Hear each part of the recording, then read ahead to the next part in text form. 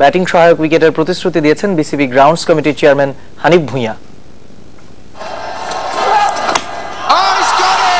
মধুর এক সমস্যায় বাংলাদেশ দল। জাতীয় দলের গত এক বছরের সাফল্যের অন্যতম কারণ পেস বোলারদের দুরন্ত পারফরম্যান্স। শেষ 12 ওয়ানডেতে পেসাররা নিয়েছেন 59 উইকেট। মাশরাফি, আলামিন, রুবেল হোসেন, তাসকিন আহমেদের পাশে উজ্জ্বলতম নক্ষত্র হয়েছিলেন মুস্তাফিজুর রহমান। কিন্তু এবার প্রতিপক্ষ ইংল্যান্ড দুর্বল স্পিনে। তারপরও পুরনো রীতি মেনে স্পিনারদের প্রাধান্য দিতে লো টার্নিং উইকেট করতে চায় না টিম ম্যানেজমেন্ট বা বোর্ড। আমি যদি বোলিং সাইডটা করি, আমাদের যে ভালো ভালো ব্যাটসম্যান আছে তারা কিন্তু সেই বেনিফিটটা পাবে না। সেই চিন্তা করে আমরা এখন কিন্তু অলওয়েজ আমরা ভালো এবং স্পোর্টিং পিচ করি। শুধু এটা না, আমরা যখন বাইরে যাব তখনও যদি আমাদের এই স্পোর্টিং পিচ যদি আমরা খেলতে পারি আমাদের জন্য বেটার হবে, আমরা ভালো রেজাল্ট পাবো আমরা।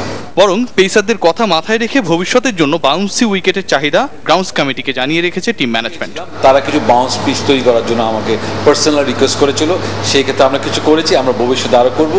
রংপুরটা তাদের প্রেফার আছে যে রংপুরটা যদি করা যায় করে। যদিও বিপিএল এ বদলে যাবে সেই ধারা। ঘরোয়া টি-20-র ধামাকা ক্রিকেটে ব্যাটসম্যানদের রান বন্যার সুযোগ দিতে থাকবে ব্যাটিং উইকেট। আমাদের যে বিপিএল এর যে আরো দিন দিন ভালো হচ্ছে সেটা কিন্তু আমরা ধরে রাখতে পারবো না। সো আমাদের টি-20 মানে রান, আর রান দিতে হলে আমাদের সেই ধরনের ব্যাটিং পিচ তৈরি করতে হবে। ব্যস্ততার মাঝে মিরপুর স্টেডিয়াম বিশ্রাম পাওয়ায় প্রস্তুত উইকেট আর আউটফিল্ড নিশ্চিত করেছেন গ্রাউন্ডস কমিটি চেয়ারম্যান। নির্দেশনা পাই না, যেহেতু নতুন কিছু টিম আসছে। রিয়াসাদ আজিম, চ্যানেল 24, ঢাকা। আফগানিস্তান ও ইংল্যান্ড সিরিজকে সামনে রেখে ফ্লাডলাইটের আলোতেই চলছে জাতীয় দলের অনুশীলন। যদিও বাইরে থেকে সেই ব্যস্ততা তাকিয়ে দেখা ছাড়া কোনো উপায় নেই মুস্তাফিজুর রহমানের।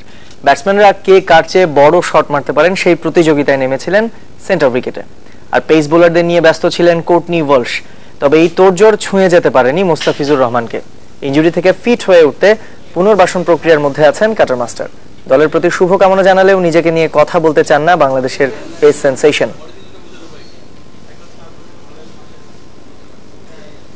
রিহ্যাব তো করা অভ্যাস ছিল, আর তার বাদে আপনার 19-এ আমি একটা ইনজুরিতে ছিলাম, ওখানে রিহ্যাব করছি। এখন অভ্যাস হয়ে গেছে, 6 সপ্তাহ পার হয়েছে। সব দিক থেকে যেভাবে বলছে ওভাবে দেখে ভালো দিকে যাচ্ছে।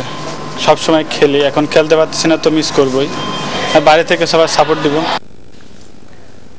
এবারে জেবি গ্রুপের সৌজন্যে বাংলাদেশ প্রিমিয়ার লিগের খবর।